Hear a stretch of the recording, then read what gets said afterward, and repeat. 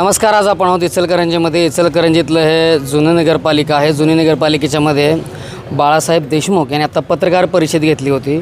पत्रकार परिषद घ्यायचं कारण काय होतं? पत्रकार परिषद घ्यायचं मूळ कारण म्हणजे 2-3 दिवसापूर्वी माझ्या पक्षानं शहर जिल्हाध्यक्ष म्हणून नियुक्ती केली. त्यात माझ्या नेत्यांनी त्याची शिफारस केली होती आणि 2-3 दिवसापासून उलटसुलट बातम्या पेपरमध्ये मला वाचायला मिळत होत्या. माझ्या नेत्याच्या शिफारशीच्या पत्रानंतर माझ्या नेत्याची शिफारस असूनसुद्धा माझी नियुक्ती स्थगिती म्हणजे माझ्या नेत्याचा तो अपमान होता. म्हणून मला हे पत्रकार परिषद घेऊन असा काही स्थगिती वगैरेचा काही विषय नाही आहे. आजही मी अध्यक्ष आहे हे सांगण्यासाठी मी पत्रकार परिषद सोशल मीडियावर स्थगितीचं पत्र देखील फिरतं आहे आणि तुम्हाला आता पत्र देखील आहे नियुक्तीचं. बरोबर. मग नियुक्तीचं पत्र खरं आहे की जे रिजेक्ट केले ते पत्र खरं आहे? ते माझ्यापेक्षा आपलं सगळ्यांचं जास्त त्याच्यामध्ये अनुभव आहे. तुम्ही मीडियाने ते तपास घेऊन आम्हाला सांगावं. दुसरी गोष्ट अशी आहे, विठ्ठल चोपडे पहिला अध्यक्ष होते जी, त्यांनी राजीनामा दिला. ते अपक्ष उमेदवार भरलेले आहेत आता. बरोबर.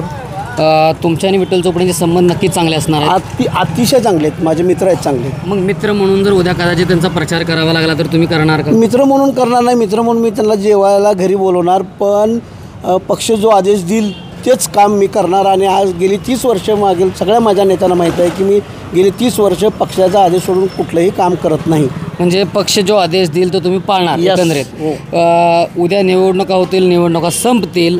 निवडणुका संपल्यानंतर पुन्हा जर तो चार्ज विठ्ठल चोपडेंनी जर मागितला, दावा जर ठोकला आणि तो दावा जर मान्य झाला, तुम्हाला जर उद्या पद सोडावं लागलं तर तुम्ही पद सोडणार का? आणि तुमच्या कार्यकर्त्यांच्यावर त्याचा इफेक्ट काय होईल? माझा पद सोडण्याचा बहुतेक विषय येणार नाही, पण आपण म्हणता असं घडलं आणि माझ्या नेत्याला जर वाटलं की माझ्यापेक्षा बाबा दुसऱ्या कोणाला जरी पद दिलं तर त्याचं काम चांगलं होईल आणि माझ्या नेत्याचा आदेश असला की तुम्ही किंवा माझ्या पक्षाचा आदेश असला की तुम्ही हे पद सोडा, तर मी खुशी सोडेन. मला पदाच्यापेक्षा पक्ष महत्त्वाचा आहे. तुम्हाला पदाची अपेक्षा नाही आहे, पण तुमचे जे कार्यकर्ते आहेत ते नाराज होतील ना? माझे कार्यकर्ते पण नाराज होणार नाहीत. त्यांना माहिती आहे पक्षापेक्षा कोणीही मोठं नसतं आणि पक्षासाठी आपण एकनिष्ठेनं काम करतो. त्यावेळेला ह्या सगळ्या गोष्टी समजूनच आपण काम करायचं असतं. हे प्रत्येकानं पक्षात आल्यावर ठरवलेलं असतं. नक्कीच देशमुख सरांनी सांगितलेलं आहे की मला जो पक्ष आदेश देईल ते पक्षाचा आदेश मी पाळीन येत्याला काळामध्ये. इचलकरंजीहून प्रवीण अंडे. पाहत रहा वायरलेस मराठी. धन्यवाद.